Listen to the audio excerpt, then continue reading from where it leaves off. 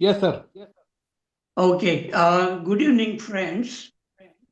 Today's topic is Gautam Buddha and Krishnamurti.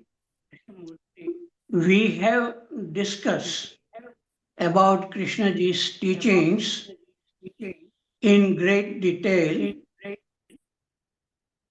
for about 5 years, but very rarely we discuss Gautam Buddha's teachings and Krishnamurti's connection with Gautam Buddha.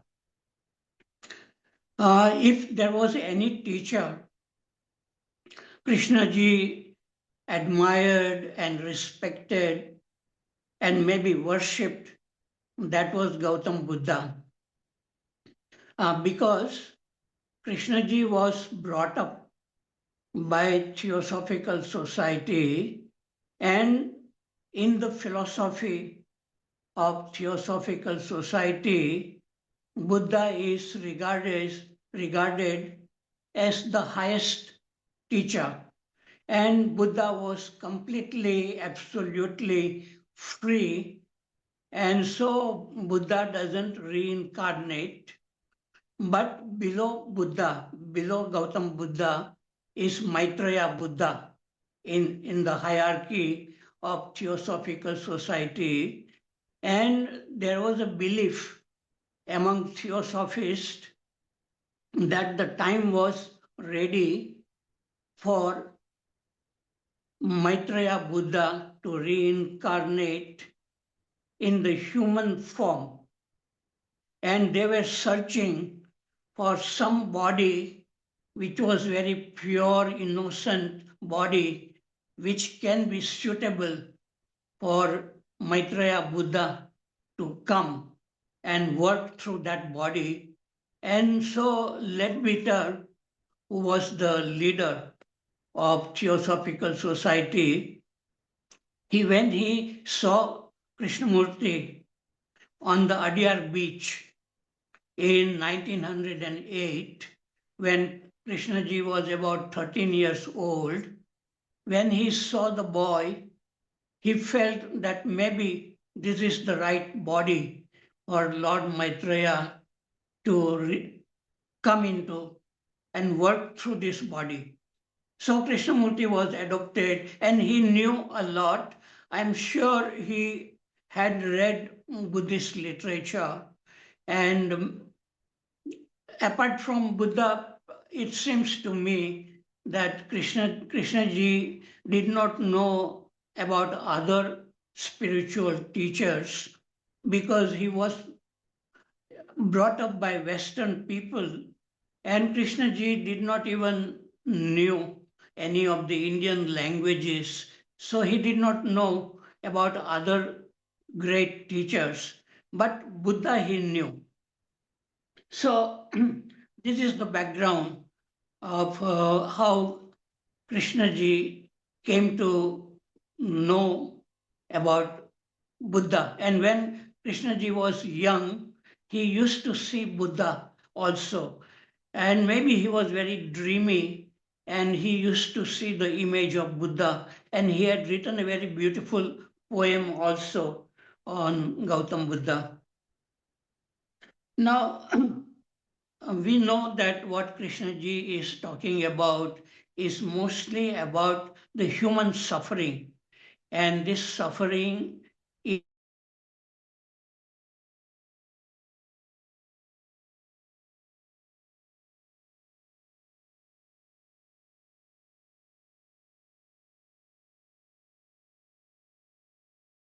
more conditioning as we grow up. And then life becomes, as we grow old, life becomes more and more complicated.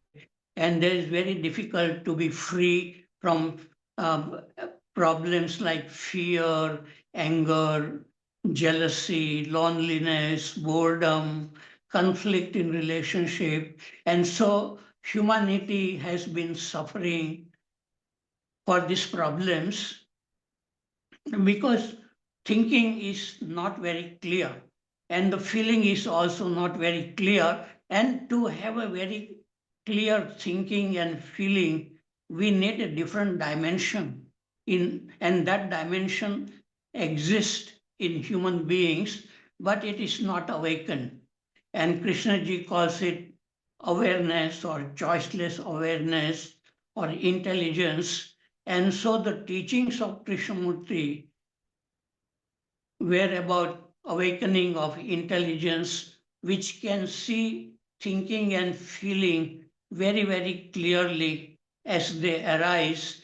And in that seeing, that perception is the action which dissolves. So, in spite of listening to Krishnamurti for many, many years, people feel that they are still not free from these problems because that dimension called intelligence or awareness is not awakened.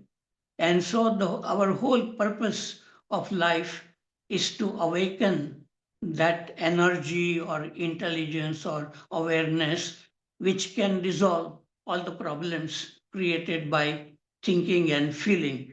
And that is what exactly what Gautam Buddha was trying to do. But there was a difference between the method Buddha had and what Krishna ji had. Krishna ji's method was mostly to give talks, have dialogues, and that also Buddha used to do too. Buddha also used to give talks, used to have dialogue, question answer with his disciples. And but apart from that, Buddha also was teaching certain methods like breathing, which can slow down the mind. And in that slowing down of the mind, we can begin to see that a different dimension can come into existence. And in Buddha's teaching, it doesn't happen instantly. It takes many years to keep on looking deeply into one's own mind. And if one is lucky or one has really worked in the right way, then that dimension comes into existence, awareness or intelligence, and then one doesn't need any teachings.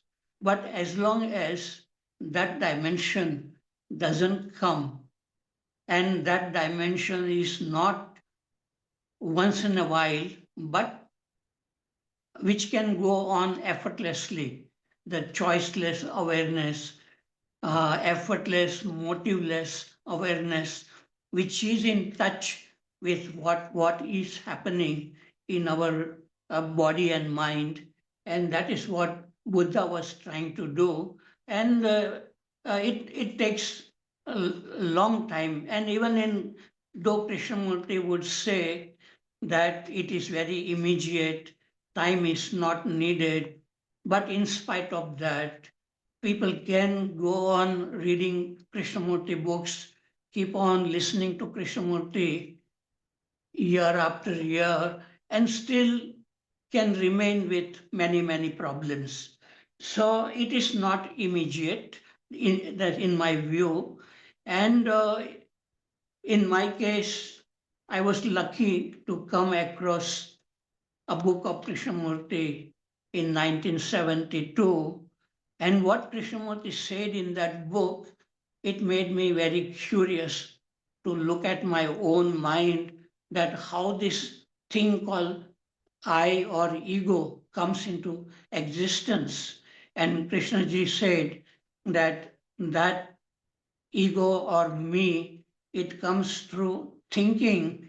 And once this ego comes, then there is a duality between thinker and thought, and all our problems of psychological nature is because of this duality between thinker and thought. And that was a very beautiful way Krishnaji described, which I did not find in Buddha's teachings, though Buddha was speaking very slowly, very clearly, with a lot of affection, compassion. So people who were sensitive to listen to Buddha, they could catch very quickly what Buddha was trying to communicate. Like after Buddha got enlightenment, and when he talked with his 5 friends, when he gave the first sermon in Sarnath. So while Buddha was speaking about his own understanding, which did not come through reading and analyzing, but a direct perception. And so when Buddha was describing his own experience, one of those 5 friends, he got it very quickly. And Buddha looked at him and said, Kondana, you have got it. So in case of Buddha teachings also, it is possible for some people to come very quickly and understand what is behind the words of Buddha. And same way with Krishnamurti, that if people can really catch the meaning behind the words, not through thinking, because our problem for most human beings is that we try to understand these people like Krishnamurti or Buddha through thinking. And then we analyze, think, and we make simple thing more complicated. But a different state of mind is required to listen to Krishnamurti or Buddha. And then we can say, yes, what Krishnamurti or Buddha says is very obvious, very simple. It's not very complicated. So the problem is with the listener who have not come up to that state where they can understand the meaning behind the words. So what Buddha said, meditate on your body, thoughts, feelings. Buddha said, look deeply in order to see the process of birth, growth, fading of every phenomenon in your body and mind.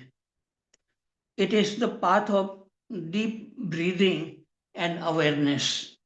So it is very similar to Krishnamurti, except Krishna ji also did pranayama, but he did not feel that pranayama can lead to awakening of intelligence.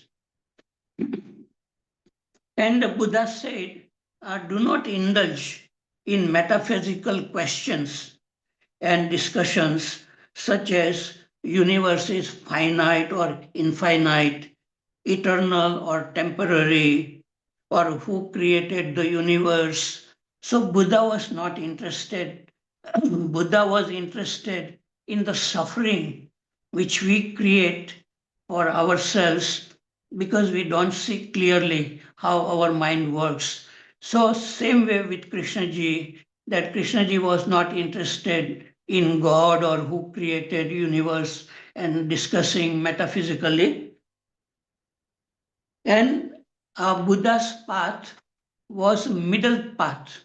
It means that one must not do a lot of austerities. One doesn't need to torture the body, or also must not indulge in many pleasures. So the middle path, it means live intelligently without putting too much pressure on the body and mind. It must be both body and mind should be healthy to start with. And also Buddha said, do not get attached to the teacher and his teachings. So Buddha said, be a light to yourself.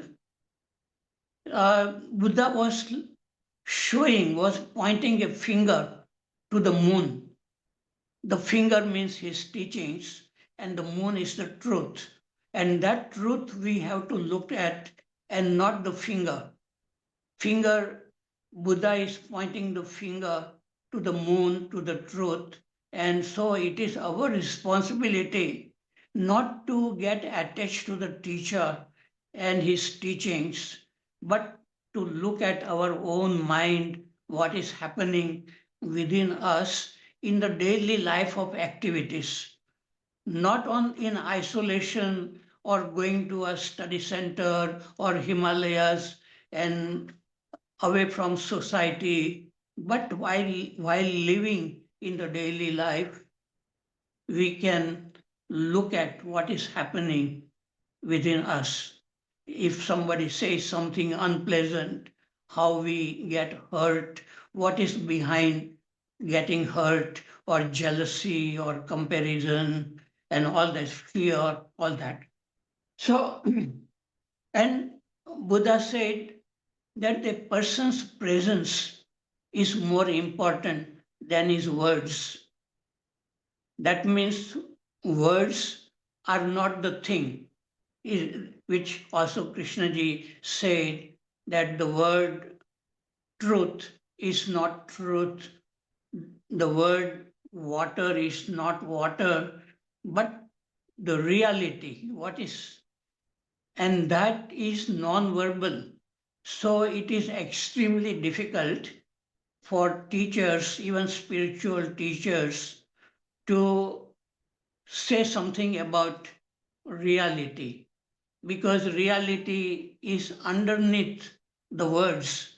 So if we give so much importance to the words and trying to analyze, trying to understand, we don't understand. Trying to understand is not understanding. It is an intellectual activity, and that is what is happening in most human beings, that they understand intellectually and then they feel proud that they understand. But the real understanding is when our life becomes very happy, very clear, without any problems. So that is the real indication. And Buddha said that without peace and joy, we cannot help others, because there are many, many people who have understanding of Krishnamurti or Buddha, but if they are not very peaceful, not very clear, they cannot help. So people like Krishnamurti, Buddha, they are very, very rare. But even then, they cannot help, because it depends on the listener or the observer, how he listens. And also Buddha said, there can be no consciousness without the object of consciousness. And that is what also Krishnaji said, that what we call consciousness is put up by what we think and feel. And without that thinking and feeling, maybe there is an empty space, and that in that there are no problems. There is a silence, there is an awareness, which is a pure awareness, which is a consciousness. And Buddha said, contemplate to dissolve on thoughts, all thoughts. Live in the present moment with awareness. So this is also Krishnamurti's teachings. And another thing which Buddha said from his personal subjective experience is that everything we see in the world is interconnected. So there is no separate, isolated existence. So if you look at a tree or a leaf, that leaf exists because there is a sunlight, because there is a rain, because there are clouds, because there are minerals. And so a leaf of a tree is made up of everything which is not leaf. So everything is interconnected and dependent on each other. And that it was not a analytical understanding, not a intellectual understanding, but Buddha actually saw it, and his and Buddha's experience of enlightenment is very beautifully described in Thich Nhat Hanh's book, Old Path, White Cloud, in which Buddha saw himself in every human being, and he's, he was in everything and everything was within him.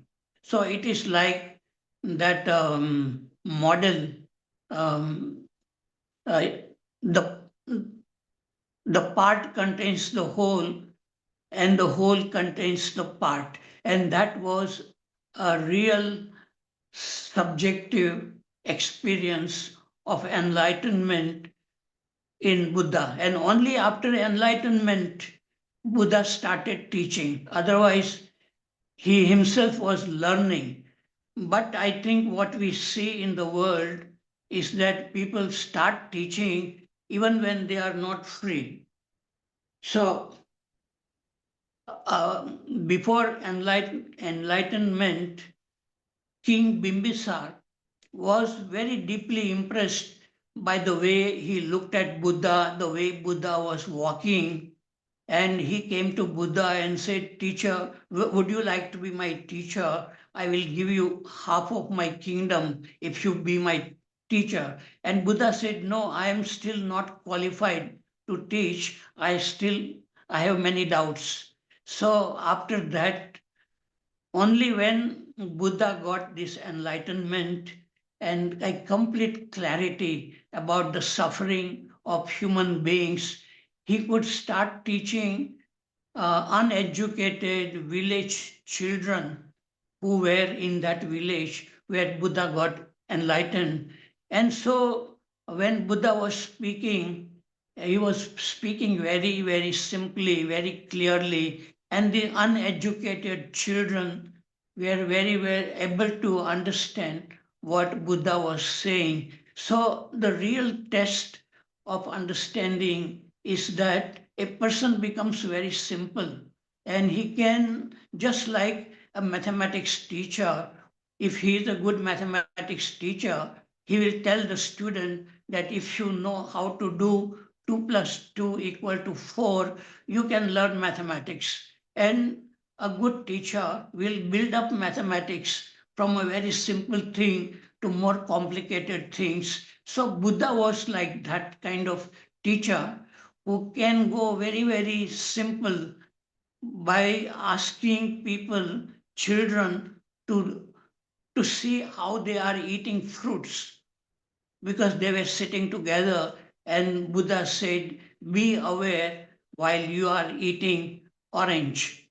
And so the children were becoming aware when Buddha was teaching. So a good teacher, I feel, can awaken that intelligence even in people who are simple and who are not very intellectual and complicated, because the intellect creates more complications in this field.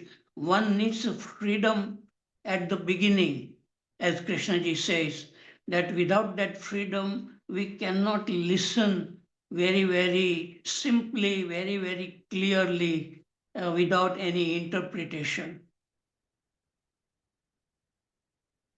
And great thing about Buddha that he said that people are not born with caste. Everyone's blood is red, everyone's tears is salty. So Buddha was able to affect people of very low caste, and he accepted them in his Sangha, and they became a very good monk, people of very lower caste. And even a violent man like Angulimal, who used to kill people and who used to cut their fingers and used to make a garland out of fingers. So he was called Angulimal. And when he came to Buddha, and when Buddha told Angulimal to stop being violent, something happened in that violent man. In spite of all that criminal activity, some kind of newness happened to Angulimal, and he also became a very good monk. So Buddha was not just a very intellectual, he could also, with many intellectuals, Buddha had dialogues, and he knew all the theories which existed in India at that time, and he had dialogues with highly intellectual people. But he was very simple and very clear and very free. So uh, Buddha was able to even prevent the war between two kingdoms, because these two kingdoms, they were fighting because of some problem of water, water which was coming from one kingdom coming to the another kingdom, and they were not allowing the water. So they were almost at war, but Buddha knew both the kings, and he talked with them, and Buddha could prevent a war between two kingdoms. And very beautiful what Buddha has said about love. And love is understanding, and it is not attachment, because generally people are very much attached to their family, or they are attached to money, power, position, respect, fame. But real love is free. It is not attached to anything. And because it is free, it can love many people. It doesn't get attached to one or two people and depend on them, but it becomes very wide. Their mind becomes very wide and very clear, and can love many people. And something, the most beautiful woman called Amrapali, she had come and had a dialogue with Buddha, and Buddha talked about beauty, that there is the beauty which is outside of the body, which fades with time, but there is another beauty within us which doesn't fade with time. And so that dialogue is worth reading in the book biography of Buddha, Beauty Which Does Not Fade.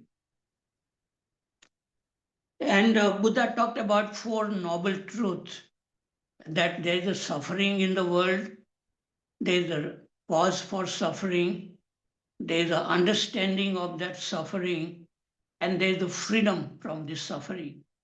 So human beings are capable of being free, though it is very rare.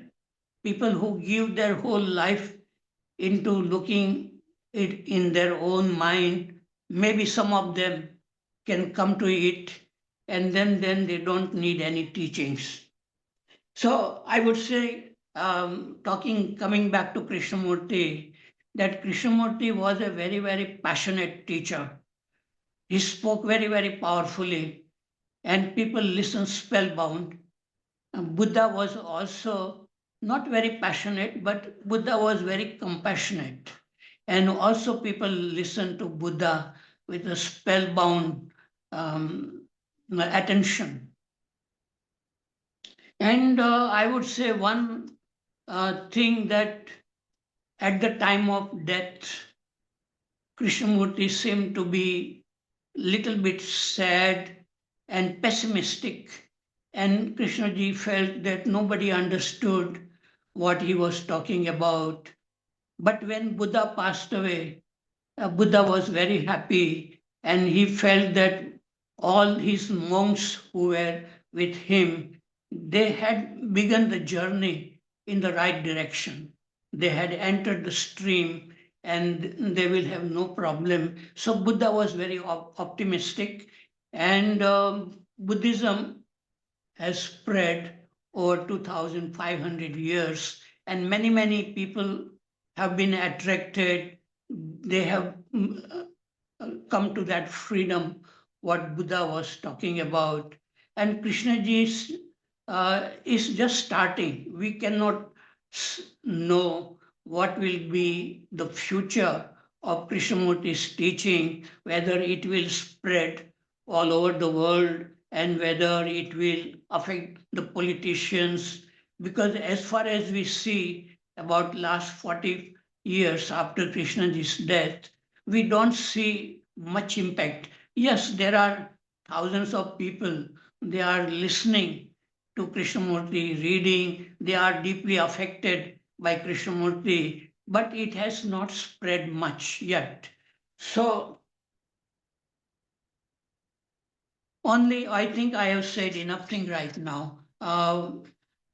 Thank you very much.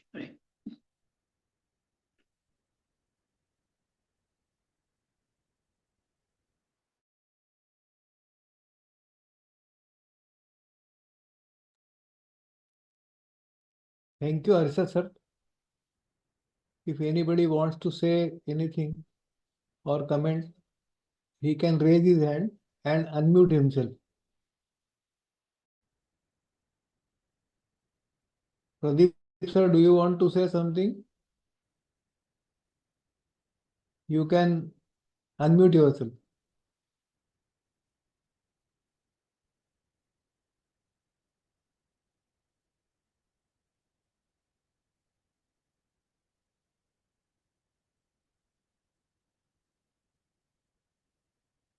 Dr. Kulkarni, please unmute yourself.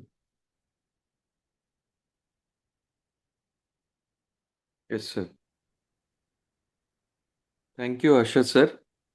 Just I want to ask a question because Leader Beater sir has written in his life history. So,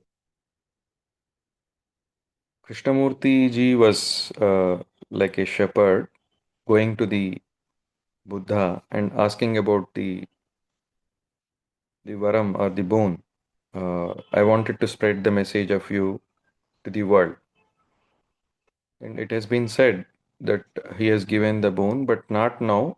In future, it will happen. So that was one doubt. You have explained very well. And second thing is like when Maitreyaji's soul, they wanted to introduce into the Krishnamurtiji's soul, he denied it. So is that truth or what was the intention behind? Because he wanted to be like himself, not other soul affecting him.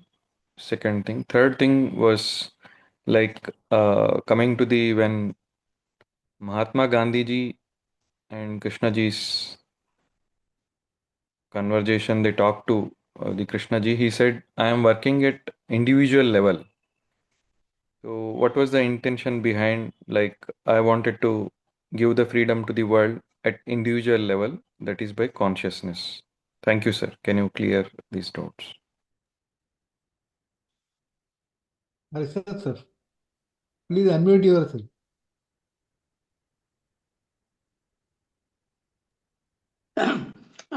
Yes, thank you, Dr. Kulkarni. Throughout Krishnaji's life, there was some influence was, some power was affecting him. There is something called the process. And during that, it was intense pain in Krishnaji's body. And Krishnaji's, the soul or Atman or whatever we call, used to go out the body, and from Krishnamurti's body, body was a voice of a child coming, asking, where is Krishna?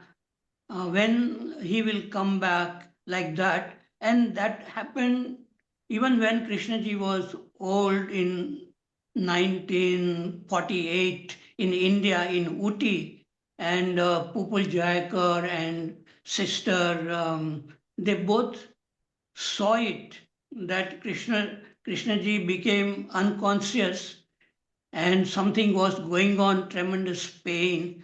And then it went on for some minutes, and then Krishnaji would come back again into his body, and he would be like a normal human being, but as if his body and mind were cleaned up. So that process was the process which was going on throughout Krishnamurti's life. Is that influence of Maitreya, or Krishnaji would call it otherness. So this is a mystery, and Krishnaji himself did not want to talk about it, and probably he said that if somebody can find out what was happening, maybe then he would say whether it is correct or not. So it seems to me that there was that power which was coming into Krishnamurti's, especially when he gave public talks or had a dialogue, or when he was writing, when he was alone. There was that power. And sometimes some other people also felt that there was the presence of somebody. And Krishnaji has written that the other person also felt the presence. So Mary Lutyens, who wrote the biography of Krishnamurti, she said that we can explain everything about Krishnamurti's life if we agree that Krishnaji's body and mind used to get affected by that Maitreya or otherness, So Krishnaji did not want to talk about it. He kept it a mystery. He himself did not know. So that is the first question. And the second question about individual level, Gandhiji was in politics and at a social level, Gandhiji's work. But Krishnamurti felt that even if we get independence, a country like India becomes independent, that is not the true independence. The true independence comes when we are very clear. We are free from corruption and violence. So Krishnamurti felt that even Gandhiji was not free from violence, though he practiced violence. And Krishnamurti said, non-violence cannot be practiced. It is a byproduct of understanding, So Gandhiji was probably pushing himself very much to understand. And even at the end, Gandhiji was also very pessimistic, and he could not bring Hindu and Muslim together. And Gandhiji was saying, "Main kya karu? What can I do?" So just by giving political freedom, or even by making the living standard better, removing poverty, violence doesn't go away, corruption doesn't go away. So even in America, which is a highly developed country, violence and corruption exist there. So the real way is to look at the source from where violence comes. And it comes from the human mind when it has not really looked very clearly at one's own mind. So that is what Krishnaji and Buddha and other spiritual teachers, they are helping humanity to go to the root of violence, root of fear. And politicians and social workers and psychologists, they cannot do that. Okay, I finish. Yeah.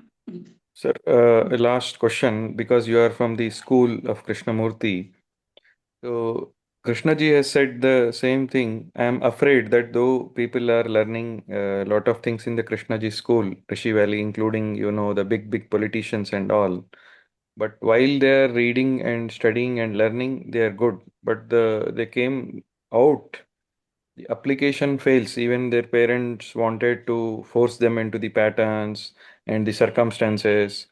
So this is the question. And second half question is like Leader Beater has written, it took 48 lives for him to evolute. But you are saying freedom from the beginning, no time, immediately you should change. These are the practical difficulties which we are facing. Can you throw light on this, please?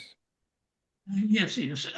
You are right that this freedom is not at the beginning. To come to that state of freedom at the beginning, one has one has to really work very hard. One has to look within oneself day after day, and not give up.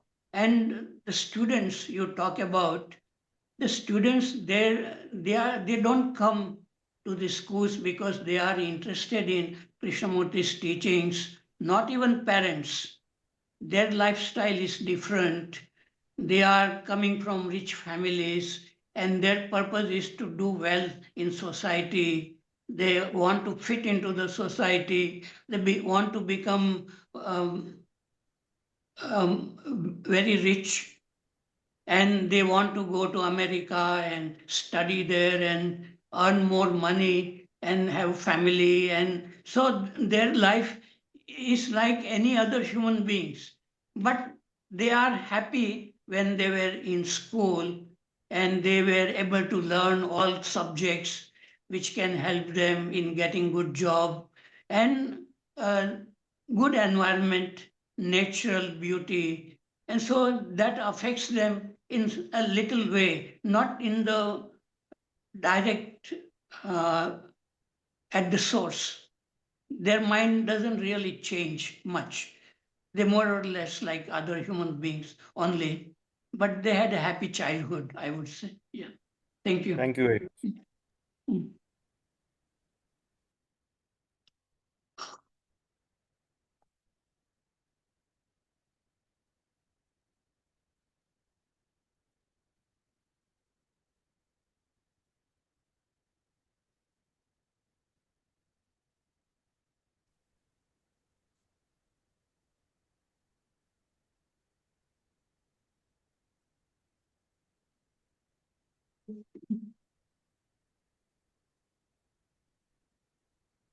Before somebody says, may I say something?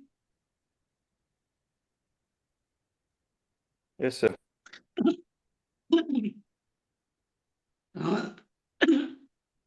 Uh, Buddha was doubting the tradition of his time, and Buddha felt that by having a bath in Ganga river, sins are not removed. And by doing prayers and yajna, one doesn't become free from problems. So Buddha was doubting the tradition of his own time, and Buddha did not believe that only Brahmins should study scriptures. So Buddha accepted people of lower caste into his Sangha. Okay, I finish. Yeah.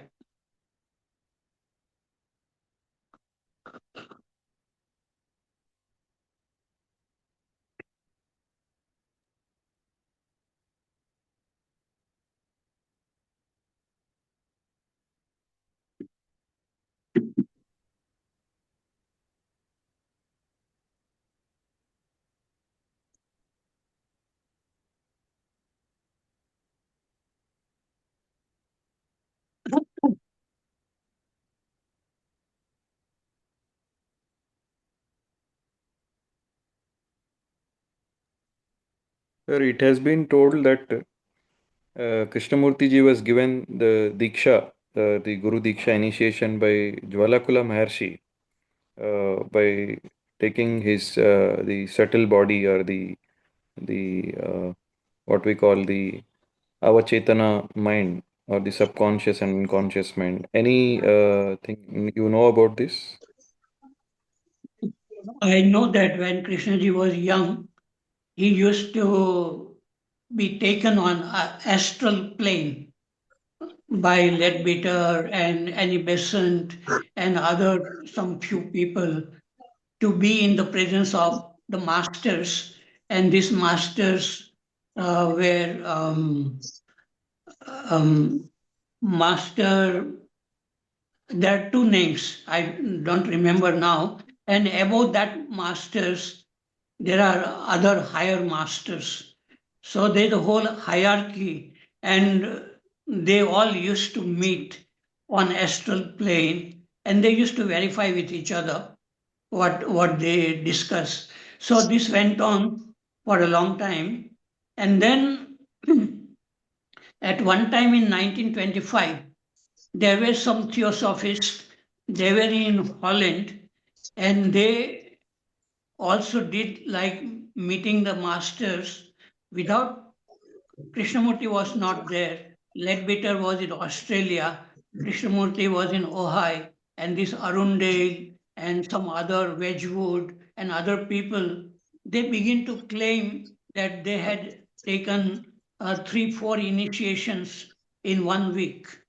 And so they had become free. But when they tried to verify with Krishnamurti whether it was true, Krishnamurti did not agree with that. And so then Krishnamurti began to doubt about going to the masters and all that. And but even then, Krishnamurti thought that these masters will not allow his brother to die. I mean, Nitya. Nitya was in a very bad condition, and he was in Ohio, and Krishnamurti had to attend a meeting in India. So Krishnamurti left. Podcast. Sound already నాకు.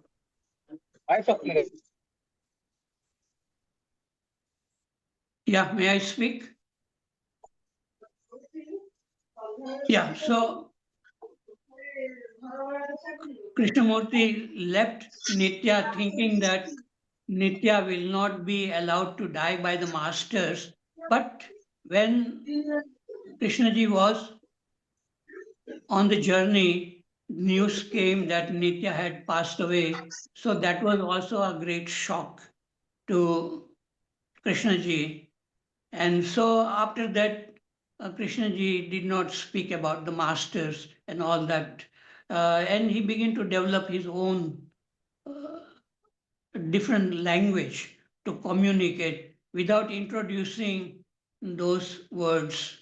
So, okay, let somebody would like to speak. Yes, sorry. Yeah. Not hearing. Voice not coming.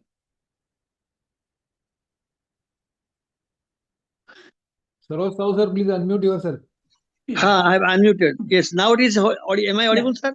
Yeah, yes, Sir. Yes, yes. At the beginning of the talk today, sir, you said it is well known that Krishnaji appreciated, even praised, and also today you told to an extent he worshipped also to Buddha. But many things Buddha has done, like Sangha, organization, Sangham Saranam Gacchami. Krishnaji was quite adverse to organizational approach to understanding truth. But Buddha told that you should resort to Sangha to understand and to live. So I find some apparent contradictions. And Krishnaji, in general, all over the world, he is known that he doesn't appreciate this Guru Sishya Parampara, Guru and teacher. But Buddha is taken as a great teacher, and Krishnaji also appreciated him. So I cannot see the logic of understanding. Even though I see many things which Buddha has told, I personally do not appreciate.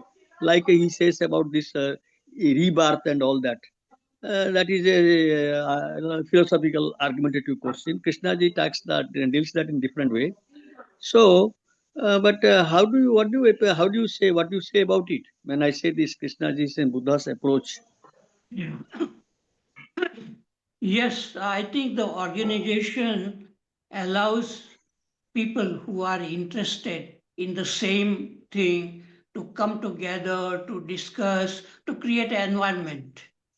And though Krishnaji did not believe in organization, but he started schools and foundations and thinking that maybe a different environment created for the students will help them, but I don't think it helps much.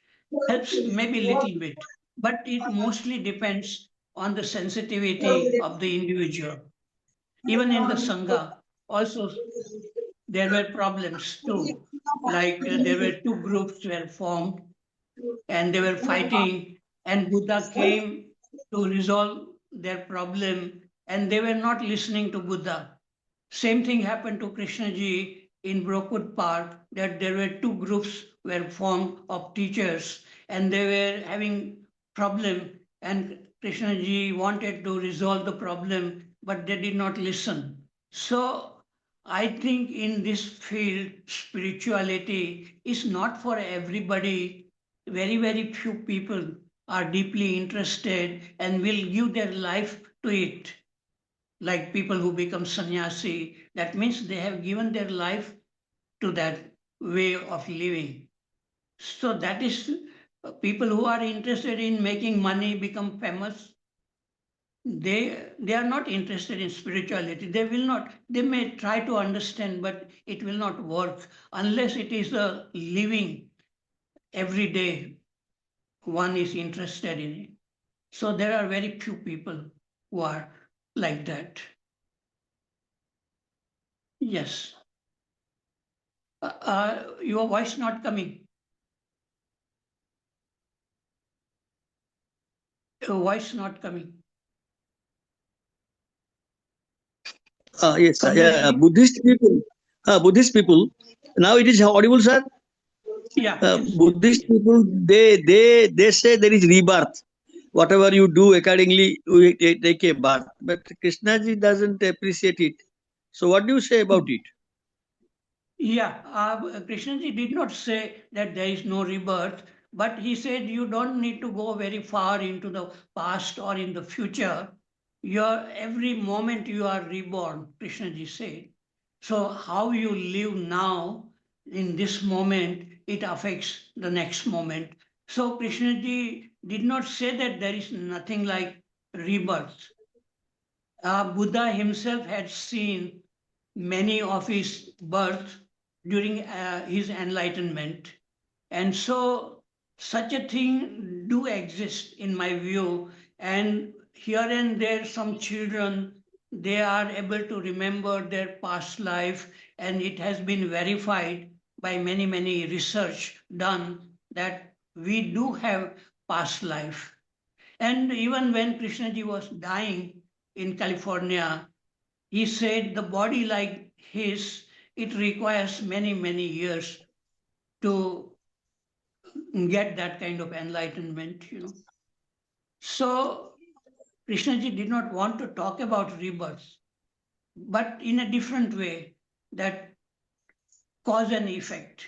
How you live now affects your future, like that. And it is possible to break through this chain of cause and effect and really come to the present moment and have a fresh insight into the whole thing. So that possibility exists. Yeah. Yes, sir. Thank you, sir. Thank you. Next, sir.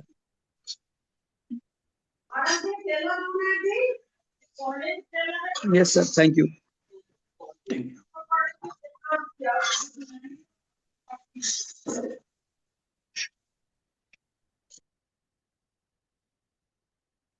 Sir, I wanted to ask you one more question, sir. With regards to the question is like, was the enlightenment which was attained by the Buddha similar to the enlightenment what we call which Krishnamurti attained? So, was there anything like enlightenment which Krishnamurti has undergone really? Yes. In Krishnamurti's life, the first time he felt that kind of enlightenment was in 1922 in Ojai, California, under a paper tree. And during that time, there was some phenomenon was going on in his body. And after 3 days or so, he had that feeling of oneness.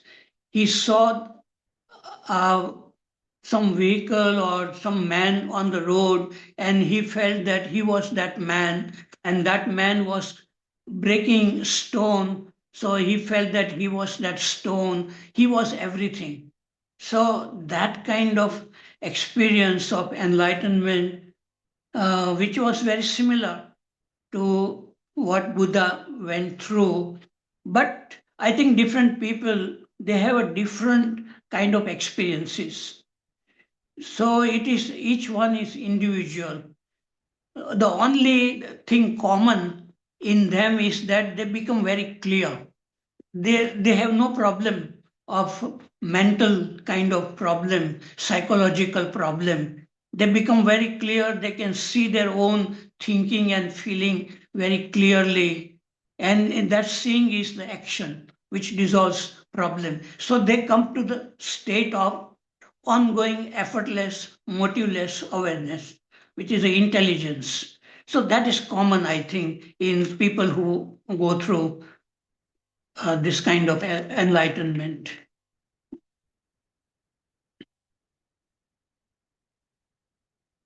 Thank you, sir. Thank you.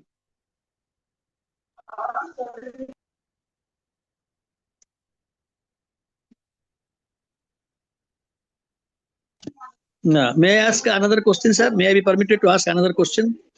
Yeah, sure. Sir, in the later part of his life, when Krishnaji was last part of his life, he said that after talking about the 60 years, he said that nobody has understood me. So that statement perplexed me, that nobody has understood him. Why did Krishnaji say like that? What's the implication of that? Yeah. Yes. You might That is have come true. across this statement by Krishnaji. Yeah. Yes, I What, think what do you say about it? Krishna. What do you say? Yeah. Okay. I think Sir. some noise is coming somewhere. Yeah. Yes. Krishnaji was aware of people who were working for his foundation, who were working in the school as principal, director, teachers. So looking at all these people who were working with Krishnamurti, Krishnaji felt that really nobody really had come to that kind of understanding he was talking about. But there were people who were not connected with the foundation. Like there was one lady called Vimla Thakkar, and then there was one Dada Gavan. Some people here and there, they had understood Krishnamurti. Even UG Krishnamurti used to follow J. Krishnamurti. So there were some people, they were not connected with Krishnamurti and his foundations, but I think they had some clarity. And so that is why Krishnaji said that the organization, even a teacher cannot help you, Even if Krishnamurti works with you day after day, there may not happen anything because it depends on two things. The teacher, the quality of the teacher and the quality of the disciple. So it happened between Ramakrishna and Vivekananda and some other people, but it doesn't happen with everybody. So Krishnamurti felt that people had understood intellectually, but they were not living, they were not free from power, money, fame, they were not free. That is what Krishnamurti felt. And I worked in these schools for many, many years. And I would say that yes, Krishnaji was right, that people were not free from fear, anger, jealousy, power. So it's true. So it depends on the disciple also. No, sir. Thank you, sir. Thank you. Yeah, correct.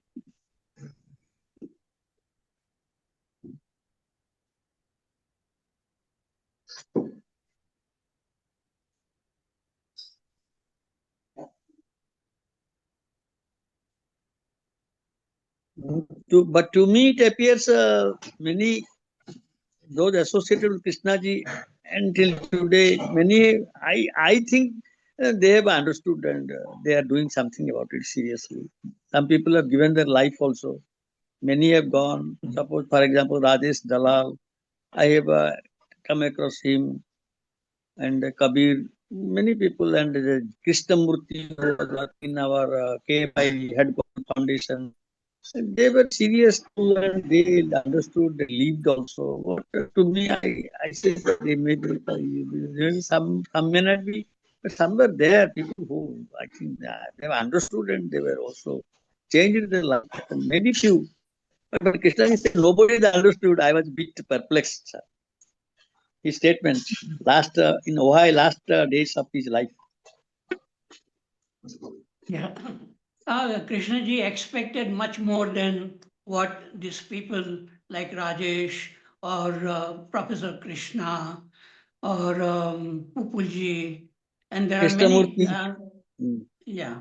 So they had understood Krishnamurti and they felt that something had really happened in their life. But Krishnaji did not accept that because Krishnaji would accept only when somebody like him comes and then doesn't need Krishnamurti. Such a person who has understood Krishnamurti doesn't need Krishnamurti anymore, you know. Yes. Yes, sir. That's great. Yeah. I don't want to prevent anybody. If anybody wants to ask questions, can stop me. Otherwise, I can tell you something about one imagination I had of Krishnamurti meeting Buddha, Gautam Buddha.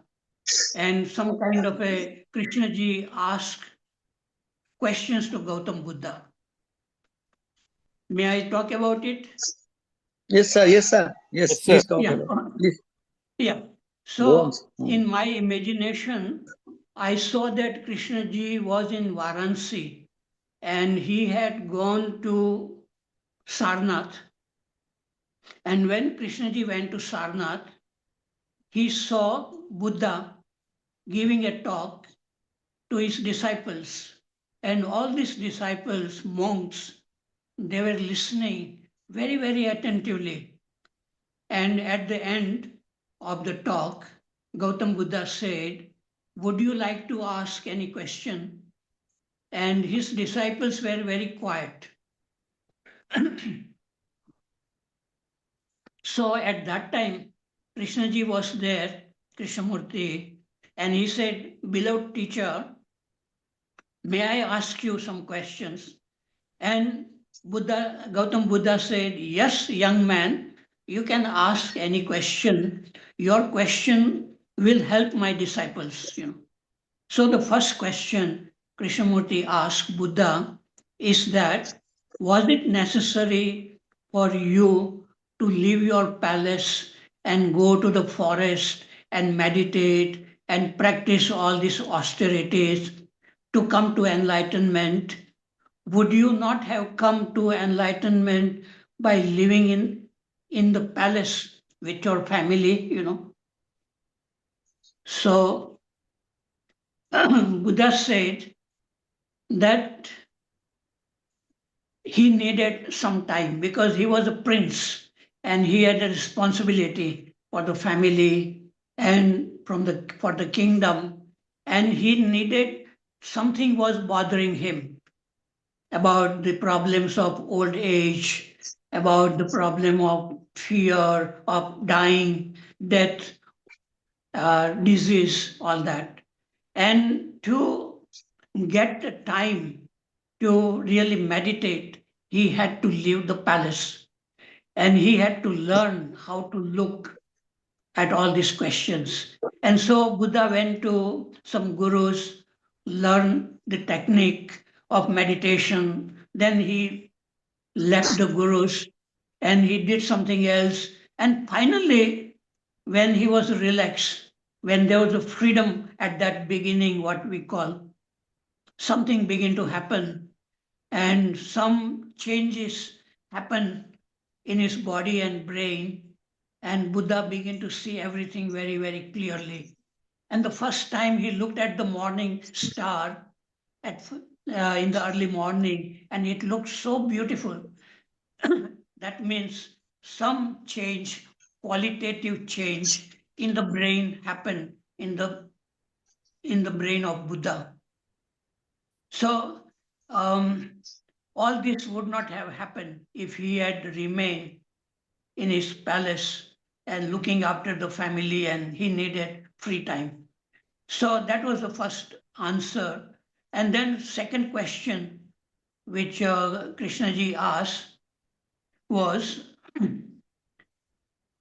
do you need these methods, which require time, and through time, can you go to the timeless state? Because there's a contradiction there, that if you are practicing some method, there is a time is involved, and as long as you are involved in the time, you cannot have clarity, timeless clarity.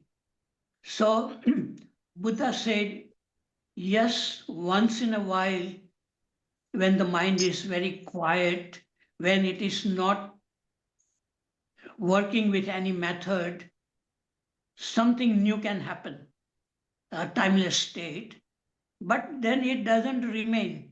Again, you go back to your normal state, ordinary state. Then only when you keep on doing this looking inward and your mind stopping, and then there is effortless awareness, intelligence comes, then nothing to be done. There is no method required. That awareness looks everything as it is, without any method, without any practice. So a method is required initially, because if a person who doesn't know anything and you tell such a person that no method required, the person's mind will be going all over the world. He will not understand anything. So one needs method in the beginning, but after freedom, method is not required. And the third question Krishnaji asked is that why you allow your disciples to chant Buddham Sharanam Gacchami? Are you not making your disciples dependent on you psychologically? Krishnaji asked. And Buddha said, yes, you are right. As long as they have not understood what I am talking about, they will remain with me and they will listen. But once they begin to understand what I am talking about, then they will leave me. Then they will not need to be in my company, in my Sangha. So Buddha answered all three questions. And then Krishnaji said, thank you, teacher, and Krishnaji left. So this was my imagination. Okay. Beautiful, sir. Beautiful. Wonderful. Beautiful. Many fundamental questions are answered. Yes. Sir, one question regarding the Krishnamurti ji has told boldly about the sexuality and relationship. So no teacher has told so boldly about these two. Can you speak on that? And we wanted to know about he was involved in this as well, the relationship and sex as well. Thank you. Yes, in my view, I don't know if I am right, but Krishnaji got enlightened in 1922, and then there was a continuous development. And in 1929, he gave up Theosophical Society, and he was at such a high state that I feel that a person of such attainment would not need any sexual activity, because such a person can feel happiness without any sex. And that happiness is much greater than the sexual pleasure. So, in my view, Krishnaji got trapped in that kind of relationship, which was good for a time being, but later on it began to create many conflicts with the lady Rosalind and Raja Gopal, and then there is a court case. So I think it was very unfortunate that maybe Krishnaji could not foresee in future what kind of that kind of relationship could lead him into. He could not see it, and that is very unfortunate, I think. But yes, for normal human beings, sex is a natural act. But for people who claim freedom, for such a people, they don't need any sex. Okay, thank you. Thank you.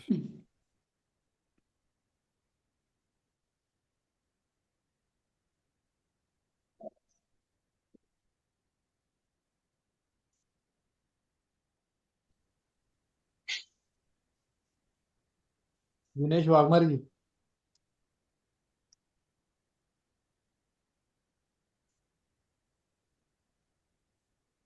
Sir, my doubt Dinesh is that Waghmare ji. whether he was consciously following Buddha,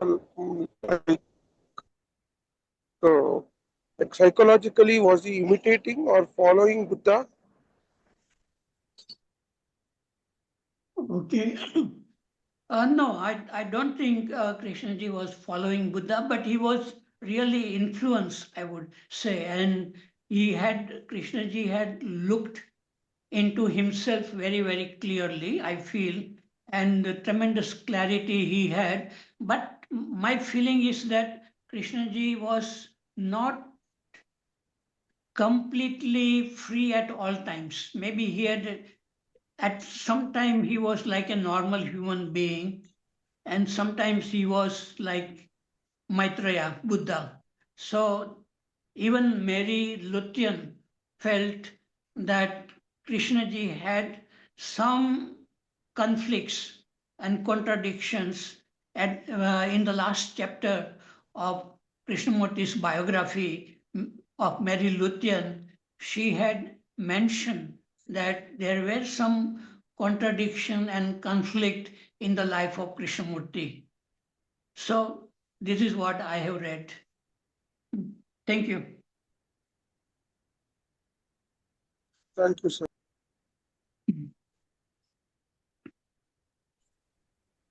Dineshji, would you like to talk? Yeah. Yeah. Thank you, all Yes. the Harshadji, early namaste. speakers. Hello. Yeah. Can I ask now? Harshadji, Can I- namaste. I'm Okay. Lakshmi. Yes. Krishnamurti's lifetime and Buddha's lifetime same. Oh, yes. A good question. Yes. Psychologically, I would say it is similar. Physically, there is a great difference. More technology now, lot of information, and lot of travel. The whole world is close to you. At Buddha's time, it was more conservative society. Here there is too much freedom to do whatever one likes to do. But psychologically, fear, anger, desire, all these are similar, whether in Buddha's time or in the present time.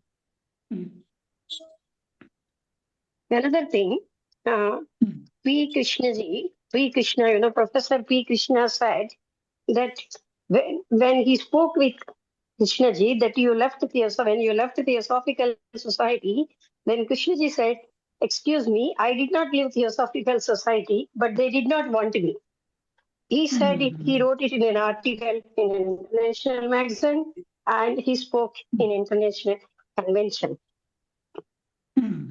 That's it. Yes. Yeah. I think there was a conflict between the way Krishnamurti was talking and the Theosophist leaders were talking. And because of that conflict, it was creating problems for the leaders of Theosophy, and they felt that Krishnamurti was going against the principles of Theosophy. And so Krishnamurti had to leave, I think. Yeah. And it was good for Krishnamurti to leave, because then he had complete freedom to speak, because he was afraid of hurting any peasant also, So only because he left in 29, then he was free to speak whatever he wanted. Yeah. You explained very nicely. Thank you. I'm very happy. Thank you. Thank you. Thank you. Can I speak now? Yes. If you see the Buddhism, there are many methods at Enfold Path, then Vipassana, Tantric Buddhism, like that. Whereas in Krishnamurti it is not. So, to some extent you have given answer, but why method is required then? Because what I wanted to ask, can there be any enlightenment without methods? You said initially it is required and then afterward it is not. So, if it is so, then many Krishnamurti disciples would have got enlightenment. Right. What do you have to say? Yes, you are quite right, because I think most of the disciples of Krishnamurti, they are repeating Krishnamurti, because Krishnamurti said method is not required, time is not required, and Krishnaji gives a logic, and these disciples, they are logical understanding, so they also accept, and they say method is not required, time is not required. But a person who doesn't know anything, who is not aware, who doesn't have a sensitive body and mind, needs method to come to that state where he can listen and understand Krishnamurti in a direct, quick way.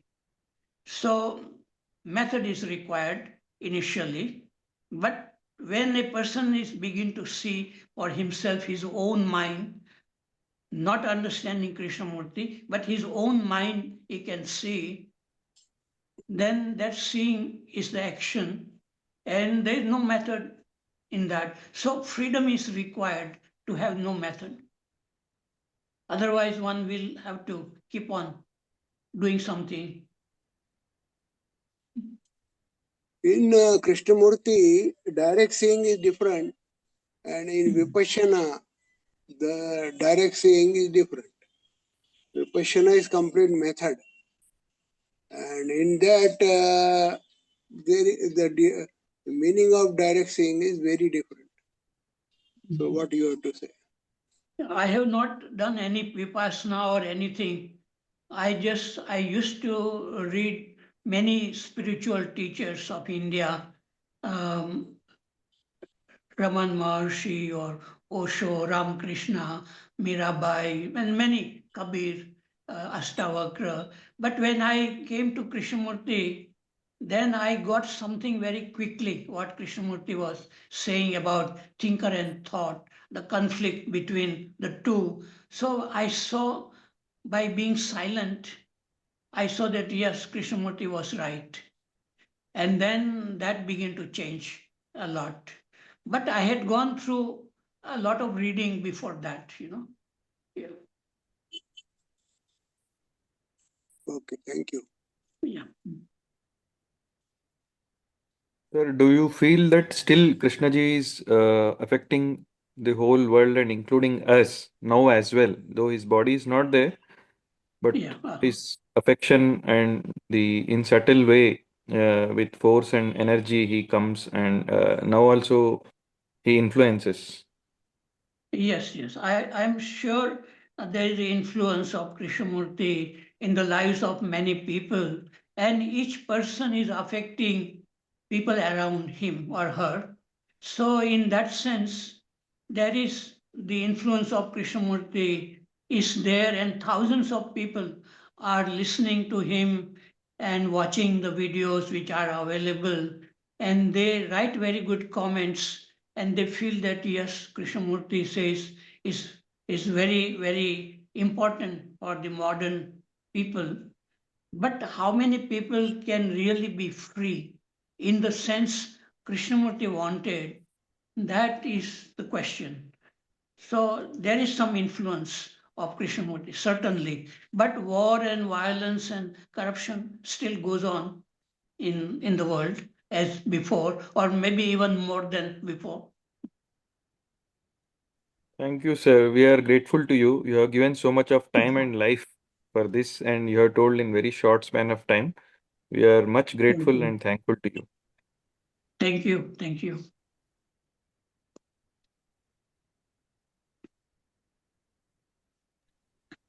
Modern, please end it. Modern, please end it.